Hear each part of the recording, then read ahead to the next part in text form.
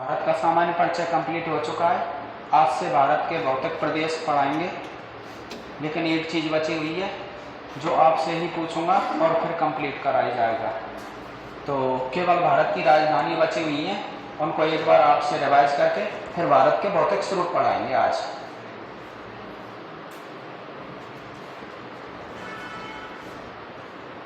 हाँ, तो अब सुने। वर्तमान में भारत में 28 राज्य, कितने राज्य हैं?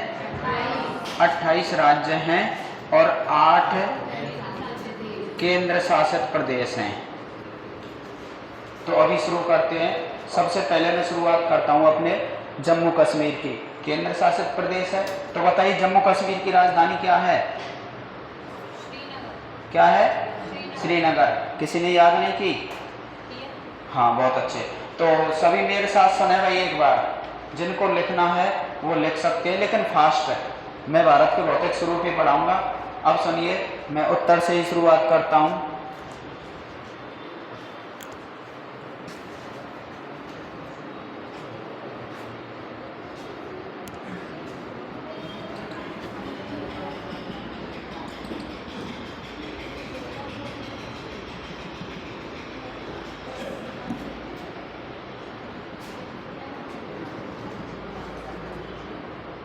हाँ भाई,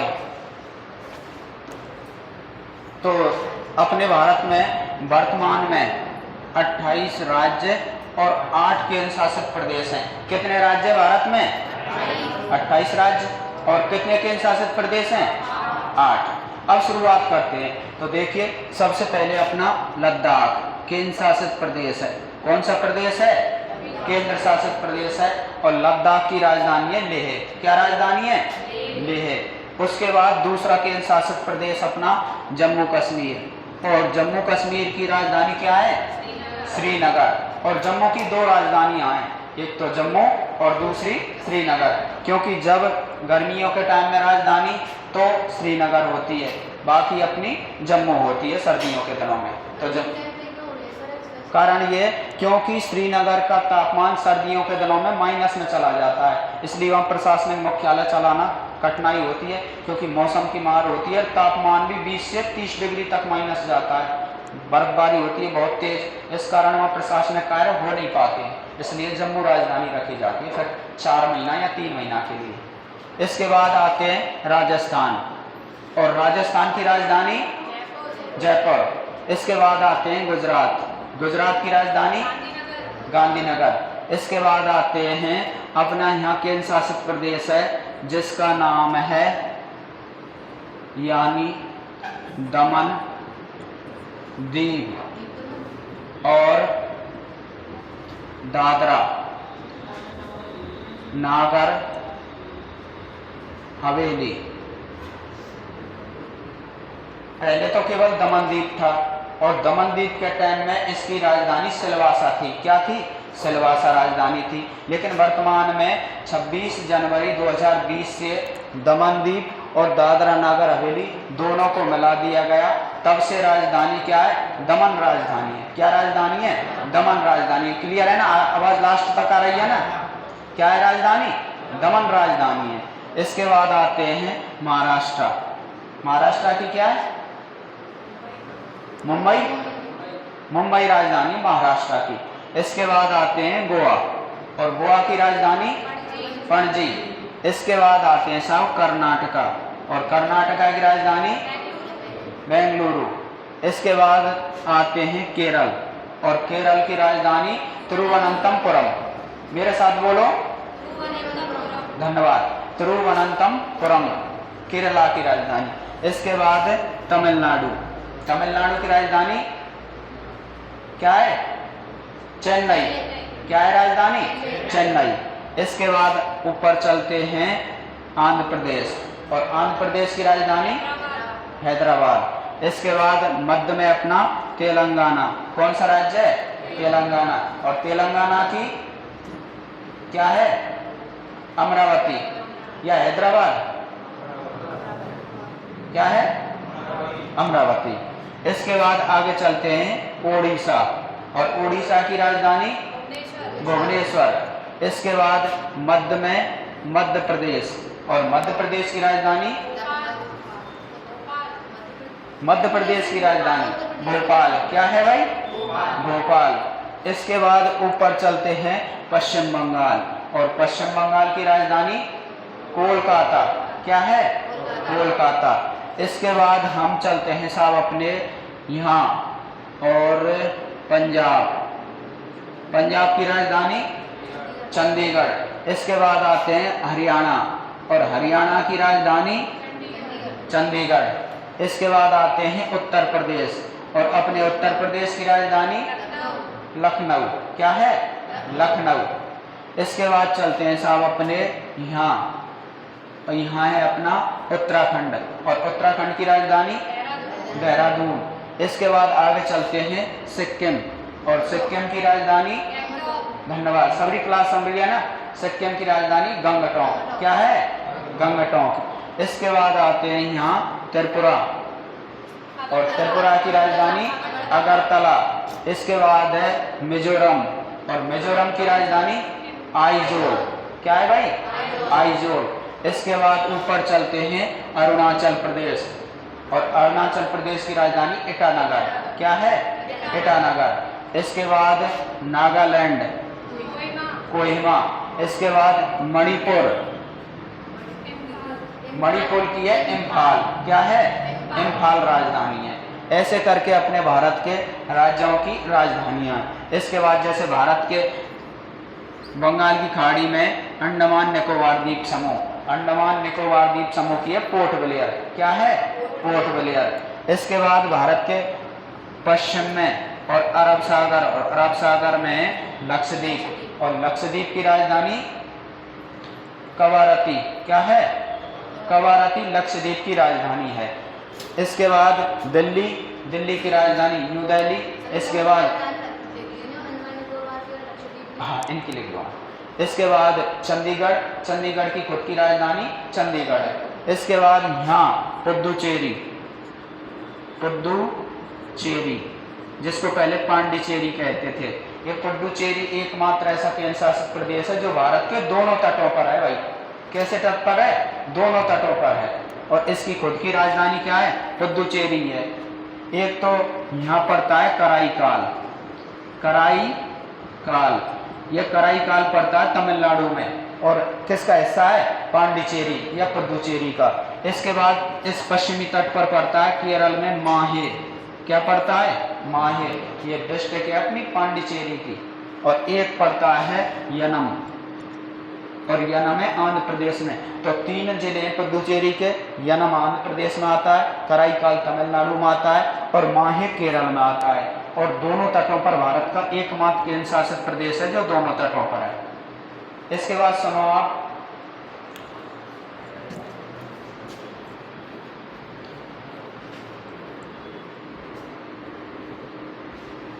अगर राजधानी अब भी क्लियर नहीं होती है तो फिर आप वैसे पूछ लेना हरदम, कोई भी जैसे मिस होता है तो आप वैसे पूछते रहना। आज से हम भारत के भौतिक स्वरूप पढ़ाएंगे भाई। अब सुनिए तुम आप, देखिए भारत के भौतिक स्वरूप डालिए, भारत का भौतिक स्वरूप, भारत का भौतिक स्वरूप।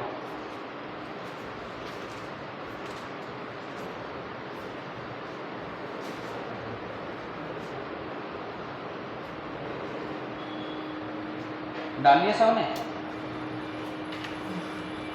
अब सुनिए सभी ध्यान से भाई। भारत को सामान्यतः जलवायु, तापमान, भूगर्भिक या भूआकृति भिन्नताओं के आधार पर सामान्यतः 5 भौतिक स्वरूपों में या 6 भौतिक स्वरूपों में बांटा जाता है। सबसे पहले भारत को फर्स्ट होता है उत्तरी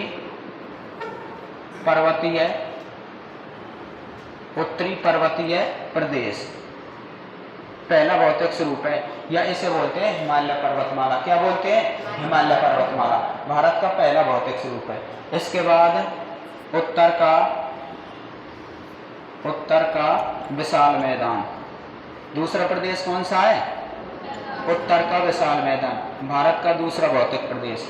इसके बाद तीसरा भारत का होता है प्रायद्वीप, प्रायद्वीपीय पठार। इसके बाद चौथा तटीय मैदान। और अगला है भारत का द्वीप समूह। द्वीप समूह। ऐसे करके भारत को क्या भौतिक प्रदेश 1, 2, 3, 4 और 5 भौतिक प्रदेशों में बांटा जाता है। लेकिन कोई कोई किताबों में भारत के जो थार कमर स्थल है ना, इसे भी भारत का भौतिक स्वरूप माना जाता है। तो कुछ किताबों में 6 और कुछ में सर्वमान्य 5 चलता है। तो मेरे साथ बोलो, पहला कौन सा है? उत्तरी पर्वतीय प्रदेश। दूसरा, तीसरा, चौथा और 5वां। धन्यवाद। अब सुनो सबरे ध्यान से। देखो, विश्व उत्पत्ति के दौरान जब विश्व का निर्माण हो रहा था या पृथ्वी का निर्माण हो रहा था, तो पृथ्वी के निर्माण के प्रारंभिक चरणों में इस पृथ्वी के उत्तरी भागों को अंगारा लैंड कहा गया। क्या कहा गया? अंगारा लैंड। और पृथ्वी के दक्षिणी भागों को क्या कहा गया? गोंडवाना भूमि या लैंड। और इनके मध्य में एक सागर बना, उत्तरासा, जिसका नाम क्या था? तैथिस सागर। अब समझिए, अपने भारत के अधिकांश भूभागों का निर्माण हुआ है गोंडवाना भूमि से। किससे निर्माण हुआ है? गोंडवाना भूमि से निर्माण हुआ अपने भारत के अधिकांश। तो अब लिखिए नंबर 1, भारत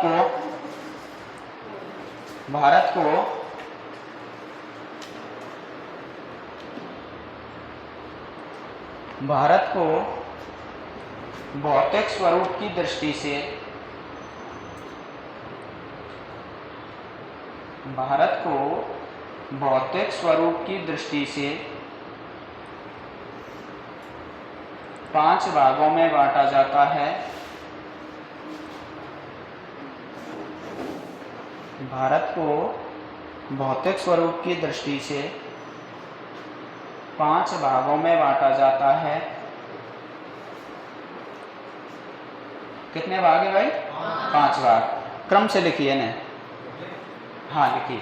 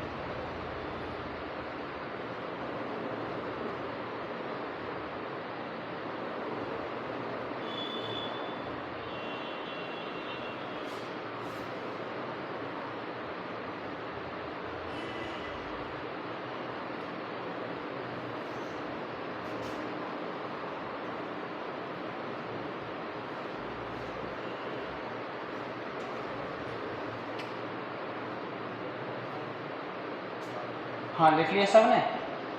लास्ट में लिख लिए भैया? बहुत अच्छे। अब सुनिए सभी, इनके बाद नीचे सेम चित्र बनाइए। ये चित्र बनाइए।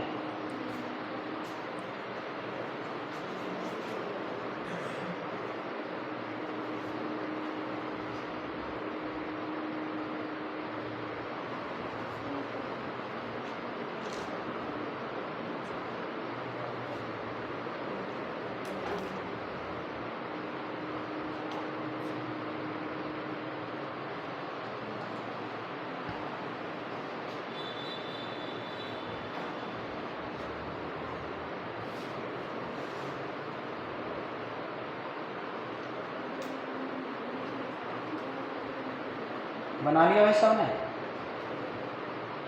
नोट डालिए और लिखिए। भारत के अच्छा, ठीक है भाई।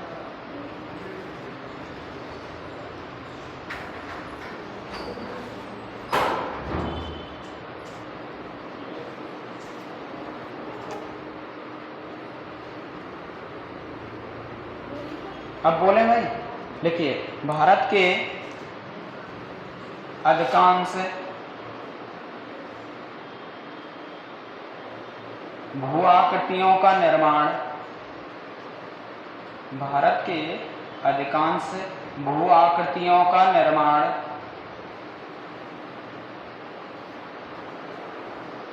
गोंडवाना भूमि से हुआ है।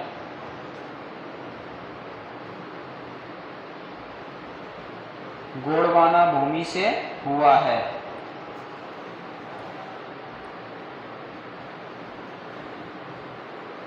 अब सुनिए सभी, देखो अगर मिलान को प्रश्न आता है, किसके लिए आता है? मिलान के लिए अगर प्रश्न आता है तो सभी ध्यान रखना, भारत की जो अधिकांश भू-आकृतियां गोंडवाना भूमि से निर्मित हैं और भारत का एक जो पश्चिमी मरुस्थलीय प्रदेश है, जैसे थार का मरुस्थल कहते हैं, इसका निर्माण तैतीस सागर से हुआ है। किससे हुआ है? तैतीस सागर से। तो केवल भारत में दो ही भूमियों के साक्ष्य हैं, गोंडवाना भूमि और तैतीस सागर। ये दो ही भूमियों का निर्माण है भारत में, बाकी कोई नहीं। अब सुनिए, जो भारत का संपूर्ण भौतिक स्वरूप है, जैसे भारत का क्षेत्रफल है 32,87,263 वर्ग किलोमीटर। कितना है? 32,87,263 वर्ग किलोमीटर। ये भारत का टोटल क्षेत्रफल है। क्लियर है ना? सबको क्लियर है? लास्ट में भी हाँ, चेतकर रामराज चेतकर बेटी, क्लियर है ना? हाँ, जो भी नाम है। तो भारत का क्षेत्रफल 32,87,263 वर्ग किलोमीटर, जो संपूर्ण विश्व के क्षेत्रफल का 2.4% है, ओवरऑल संपूर्ण विश्व का। और संपूर्ण विश्व का क्षेत्रफल 51 वर्ग किलोमीटर है। कितने वर्ग किलोमीटर है? 51 वर्ग किलोमीटर संपूर्ण विश्व का क्षेत्रफल है, करोड़ों में। इसके बाद भारत में विश्व की 17.5% आबादी निवास करती है। अगर विश्व के 6 आदमी भेरा एक साथ किए जाएं तो हर छठा व्यक्ति भारत निवासी होगा। संपूर्ण विश्व में अगर 6 व्यक्तियों की पंचायत की जाती है तो हर छठा व्यक्ति भारतीय होगा, क्योंकि हमारी आबादी के लिए हर सेकंड में हम लाइन लगा रहे हैं भाई। तो ऐसे करके भारतीय बहुत आगे हैं। और अब वर्तमान की स्थिति बताऊं तो भारत जनसंख्या में वर्तमान में टॉप पे है। चाइना को पीछे छोड़ दिया है। हमारी आबादी करीब 142 करोड़ हो चुकी है। कितनी हो चुकी है? 142 करोड़। अगर मैं 2023-24 के आंकड़े, क्या आवाज ज्यादा है? हेलो, अगर हम हेलो, हाँ ठीक है। तो अगर वर्तमान की बात की जाए तो 2023-24 के अनुसार भारत की आबादी 142 करोड़ हो चुकी है और विश्व में भारत जनसंख्या की स्थिति से टॉप पर है साहब। यही एक स्थान है जिसमें हम टॉप पर है, बाकी और तो स्थान पीछे हैं। अब सुनिए, भारत की सबसे प्राचीन भू-आकृति। हाँ भैया, भैया में हंसने की क्या बात है? टॉप पे तो टॉप पे ही है, नाम तो नाम ही रे ना बेटी। बाकी सब में भी हम बहुत चीज़ों में आ गए। हाँ, अगर हम चाहें तो चंद्रमा पे कोई दक्षिणी ध्रुव पर कोई देश नहीं पहुंचा है अभी। केवल एकमात्र भारत का झंडा लगा हुआ है जो दक्षिणी ध्रुव पर हमें। लेकिन कुछ लोग चाहते हैं कि मंगल पे भी बंटवारा कर लें हम। स्वार्थी थे। कुछ देश चाहते हैं कि मंगल पे भारत का ही झंडा फहरे, क्योंकि तकनीक आगे बढ़ गई, भारत की बहुत चीज़ आ गई भारत की। और देखो, अगर मैं भारत की बात करूँ ना तो इतना बड़ा मानव संसाधन है। अगर भारत चल के और देश से यूँ चाहे कि हाँ हमने कोई देश भगाना है तो भारत चाह सकता है किसी भी देश को उठा के भगा दे, क्योंकि भारत के तो ये लात और थप्पड़ी नहीं चलेंगे साहब, क्योंकि भारत महाशक्ति है। 18 से लेके और 45 साल की जो जनरेशन है ना, किसी भी देश की नहीं है जितनी अपने भारत की है। और यही कार्यशील जनसंख्या होती है, जो चाहे वो कार्य कर सकते हैं, क्योंकि हमारी जो कार्यशील जनसंख्या है वो सबसे बेहतर है साहब। किसी भी देश की मैं बात करूं, बड़ी बड़ी कंपनी के सीईओ हैं या किसी देश में ऑफिसर हों या किसी देश के बड़े बड़े आका बने बैठे हैं, वो अपने इंडिया के ही साहब। जितने भी डॉक्टर हैं, जितने भी इंजीनियर हैं, टॉप पे इंडिया। बहुत सारी बातें ऐसे ही ना है केवल यही, और भी बहुत चीज़ें हम आ गए। अब सुनिए साहब, बात इनकी करते हैं। अपने भारत के जो भू-आकृति प्रदेश हैं उनमें सबसे प्राचीन भू-आकृति प्रदेश प्रायद्वीप पठार है। कौन सा है? प्रायद्वीप पठार। सबसे पहले भू-आकृति ये बनी है भारत की और सबसे प्राचीन है। यह अवधि है पूर्व कैम्ब्रियन काल में, और पूर्व कैम्ब्रियन काल में अपने प्रायद्वीप पठार का निर्माण है। किसका निर्माण है? प्रायद्वीप पठार का। और लास्ट में अपने उत्तर पर्वतीय प्रदेश बने जिन्हें हिमालय पर्वतमाला बोलते हैं। क्या बोलते हैं? हिमालय पर्वतमाला। अब मेरे साथ लिखिए, पैराग्राफ चेंज करके, भारत के भू-आकृति प्रदेशों को,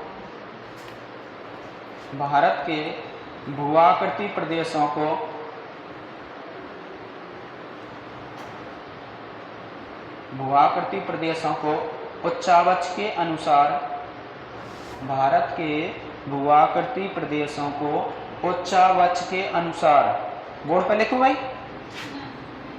उच्चावच, उच्चावच के अनुसार, उच्चावच के अनुसार निम्न प्रकार बांटा जा सकता है। निम्न प्रकार बांटा जा सकता है।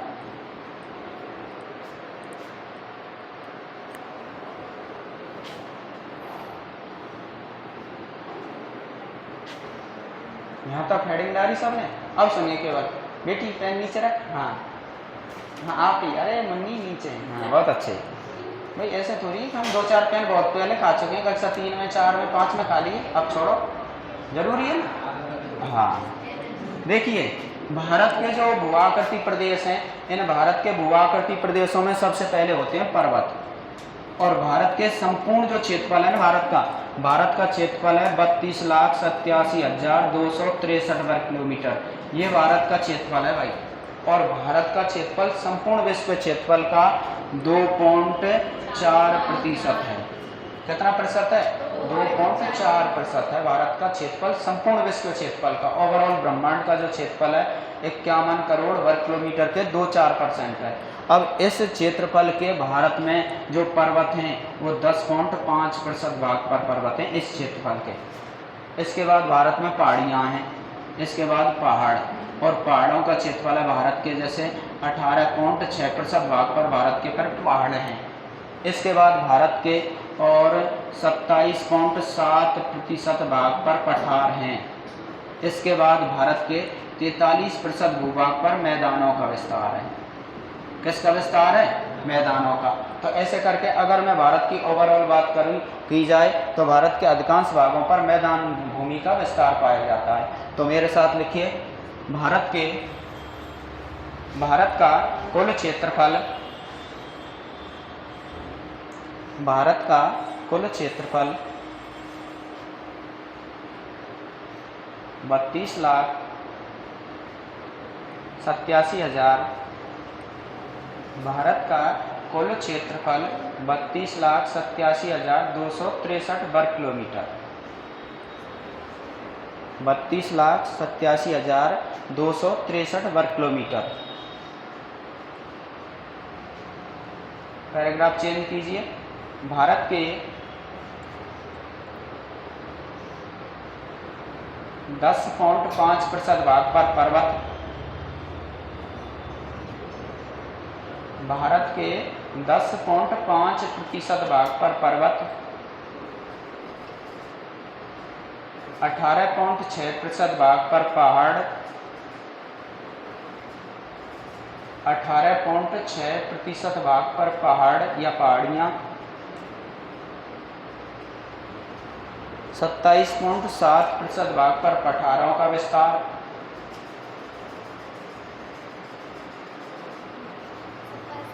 27.7%। बेटी इधर देखो, 27.7% भाग पर पठार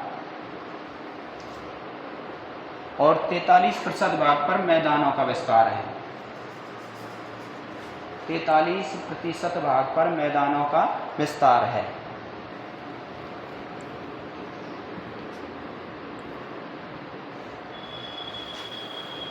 मैदानों का विस्तार है। भारत विश्व के कुल क्षेत्रफल का,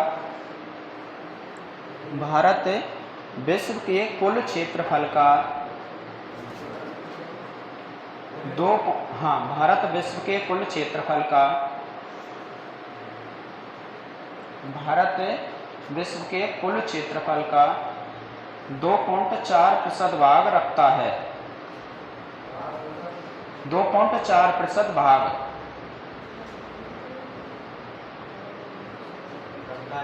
रखता है।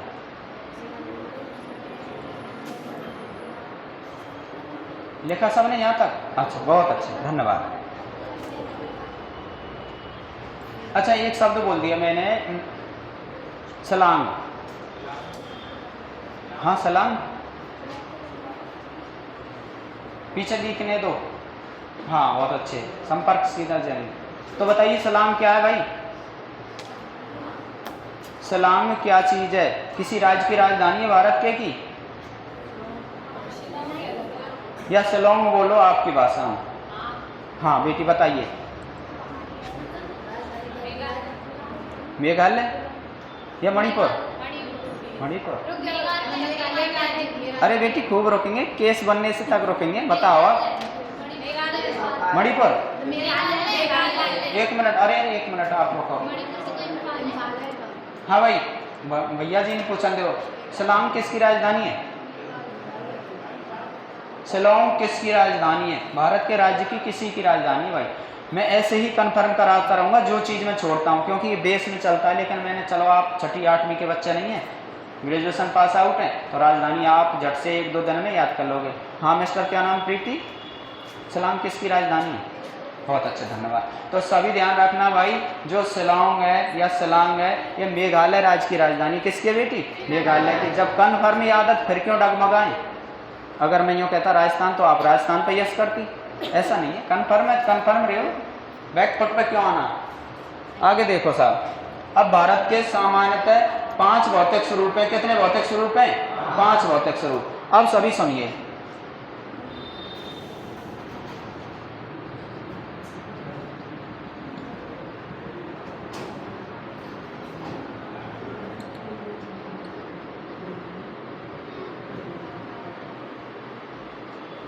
देखो एक विद्वान हुआ था कोवर साहब, कोवर नाम था। क्या नाम था? कोवर। और एक विद्वान था अपना मॉर्गन और पार्सन और मैकेंजी। मॉर्गन, पार्सन, मैकेंजी 3, जिन्होंने प्लेट विवर्तन की सिद्धांत दिया। और एक विद्वान था कोवर साहब, जिसने भूसन्नति सिद्धांत दिया। अर्थात आप सभी ध्यान से सुने कि इस पृथ्वी के जो प्रारंभिक स्थल थे, इसके 2 भाग थे। एक तो अंगारा लैंड था और दूसरा क्या था? गोंडवाना। और इनके मध्य में क्या था? कैथ सागर। अब पृथ्वी में चलती हैं संवहनी तरंगें, और पृथ्वी को सामान्यतः 6 तो बड़ी प्लेटों में बांटा जाता है। क्या प्लेट है बड़ी? 6 तो प्लेटें जिन पर हम बसे हुए, जैसे लिथोस्फीयर, स्थल मंडल कहते हैं। इस स्थल मंडल का गमन एक दिशा से दूसरी दिशा की तरफ होता रहता है। कैसे कि मैं बात करूं, आज से करीब 8 करोड़ वर्ष पहले, तो 8 करोड़ वर्ष पहले ये जो ऑस्ट्रेलिया था, इस ऑस्ट्रेलिया से अपना जो भारत है ऐसे जुड़ा हुआ था। 8 करोड़ वर्ष पहले, हाँ ऊपर बनाते हैं भाई, ये जो ऑस्ट्रेलिया है, मान लो ऐसे जो अपना ऑस्ट्रेलिया बस रहा, इस ऑस्ट्रेलिया से अपना भारत ऐसे जुड़ा हुआ था आज से 8 करोड़ वर्ष पहले। लेकिन इनमें आपस में पृथ्वी पर 6 जो प्लेट है ना, इन प्लेटें एक दिशा से दूसरी दिशा की तरफ गमन करती रहती हैं। तो ये प्लेट यहाँ से हटी, और यहाँ से हटने के बाद इस प्लेट ने उत्तर की ओर गमन किया। किसकी ओर गमन किया?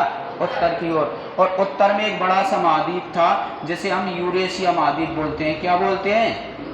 यूरेशिया महाद्वीप। जब इंडियन प्लेट ऐसे करके और धीरे धीरे ऊपर की तरफ बढ़ी और ऐसे करके इस यूरेशिया प्लेट से टकराई, तो दोनों स्थल प्लेट ही सामान्यतः संपूर्ण विश्व को 2 तरह की प्लेट होती हैं। एक तो जल राशि की प्लेट होती है और दूसरी स्थल मंडल की प्लेट होती है। तो दोनों स्थल मंडल की प्लेट आपस में टकराई, और प्लेटों में 3 तरह की गतियां होती हैं। एक तो बोलते हैं अपसारी प्लेट, एक अभिसारी प्लेट, और तीसरी रूपांतरित प्लेट होती है। जब 2 प्लेटें एक दूसरे से दूर जाती हैं तो उनको तो अपसारी प्लेट बोलते हैं। कौन सी प्लेट बोलते हैं? अपसारी प्लेट। और जब ये प्लेटें दूर जाती हैं तो नवीन भूपट्टी निर्माण होती है, जिन्हें हम अपसारी प्लेट कहते हैं। इसके बाद एक प्लेट होती है अभिसारी। क्या होती है? अभिसारी। जब 2 प्लेटें एक दूसरे से पास आती हैं और अधिक घनत्व वाली प्लेट दूसरी प्लेट के नीचे धंस जाती है, और उसके धंसने से उनमें और बलन पैदा होता है, इसके कारण अपने हिमालय की उत्पत्ति हुई है। तो अब सभी ध्यान रखें कि 2 प्लेटों के कारण, और दोनों प्लेट स्थलीय प्लेट थी, एक तो इंडो ऑस्ट्रेलियन प्लेट, दूसरी यूरेशियन प्लेट। दोनों प्लेटों के टकराने के मध्य में ये अग्रभूमियाँ थी, अंगारालैंड और गोंडवाना, इनमें ये प्लेट थी। ये दोनों पास पास आई, और पास पास आने के कारण जो ये सागर था, इस सागर में कंकड़, पत्थर, बजरी, रेत, मिट्टी, इनमें वलन पड़ा, और वलन पड़ने के कारण धीरे धीरे ऐसे चापाकार आकृति में हिमालय की उत्पत्ति हुई भारत में। और ये अवधि आपसे 7 करोड़ वर्ष पहले तो हिमालय अपने ऑस्ट्रेलिया वाला हिस्सा था, लेकिन 7 करोड़ वर्ष बाद ये दोनों प्लेटें हटी, और यूरेशियन प्लेट से जाके टकराई। टकराने के कारण कोवर साहब ने कहा कि दोनों प्लेट आपस में टकराई। आपस में टकराने के कारण जो टैथिस सागर था, इस टैथिस सागर में जो कंकड़ पत्थर थे उनमें दोनों में दबाव बना और दबाव बनने के कारण वलित रूप में हिमालय उदय हुआ था भारत में, ऐसे करके। ये एक सिद्धांत है कोवर साहब का, भूसन्नति।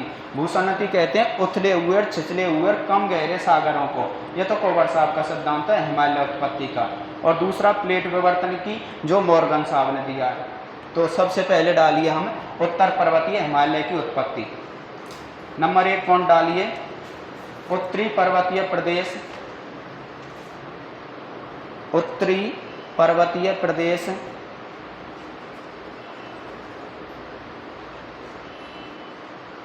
उत्तरी पर्वतीय प्रदेश, ऑब्लिक लगा के लिखिए हिमालय पर्वतमाला।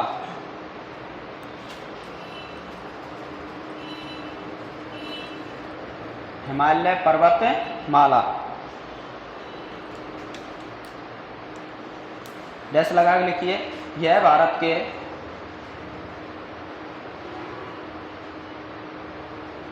नवीनतम भूआकृतियों में से, यह भारत के नवीनतम भूआकृतियों में से एक प्रदेश है। नवीनतम भूआकृतियों में से एक प्रदेश है।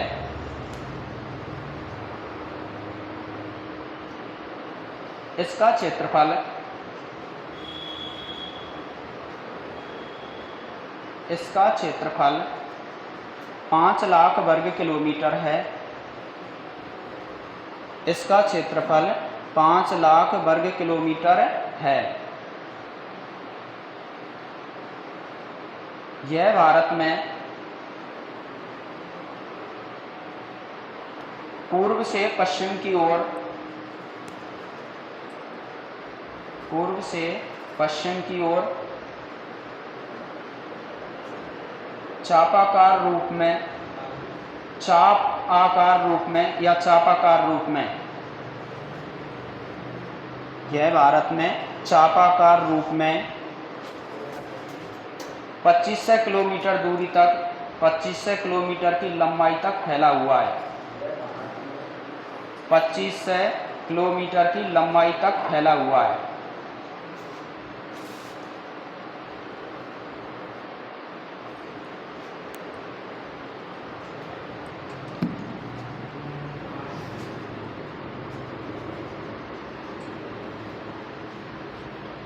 हाँ, एक बार सब पेन कॉपी नीचे रखें, बोर्ड की तरफ देखें, केवल बोर्ड की तरफ।